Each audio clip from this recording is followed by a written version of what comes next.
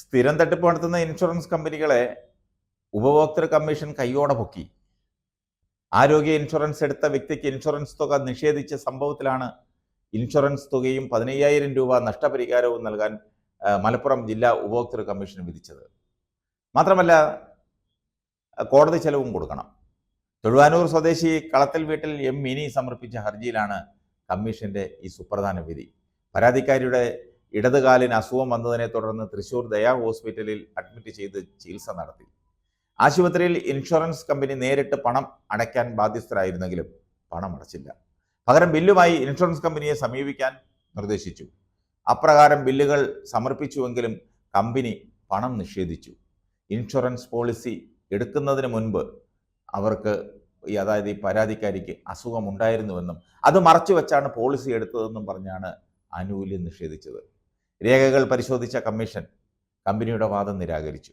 Insurance കമ്പനിയുടെ policy എടുക്കും മുമ്പ് ഹർജിക്കാരിക്ക് രോഗമുണ്ടായിരുന്നുവെന്നും ചികിത്സ തേടിയിരുന്നുവെന്നും തെളിയിക്കാൻ ഇൻഷുറൻസ് കമ്പനിക്ക് കഴിയാതെ ആനുകൂല്യം നിഷേധിച്ച നടപടി സേവനത്തിലെ വീഴ്ചയാണെന്നും കമ്മീഷൻ നിരീക്ഷിച്ചു. ബില്ല് പ്രകാരമുള്ള ചികിത്സാ തുക 2,13,708 രൂപയും നഷ്ടപരിഹാരമായി 15,000 രൂപയും കോടതി ചെലവായി 10,000 രൂപയും ഒരു മാസത്തിനകം ഹർജിക്കാരിക്ക് നൽകണമെന്നും കമ്മീഷൻ ഉത്തരവിട്ടു. വീഴ്ച വരുത്തിയാൽ വിധി തീയതി മുതൽ 9% പലിശയും നൽകണമെന്നും വിധിയിൽ പറയുന്നു. ആരോഗ്യ ഇൻഷുറൻസ് കമ്പനികൾ പലതും തട്ടിപ്പാണ്. ഓരോ ഉടായ്പകൾ പറഞ്ഞ് ചികിത്സ തുക കൊടുക്കാറില്ല. ഈ അടുത്ത സമയത്ത്, അതായത് കഴിഞ്ഞ ആഴ്ച, കൊട്ടാരക്കര വിജയ ആശുപത്രിയിലും സമാന സംഭവം നടന്നു. എനിക്ക് നേരിട്ടറിയാവുന്നൊരു കേസാണ്. നടുവേദനയുമായി ആശുപത്രിയിൽ ചികിത്സ തേടിയ രോഗിയെ 4 ദിവസം അഡ്മിറ്റ് ചെയ്ത് ചികിത്സിച്ചു.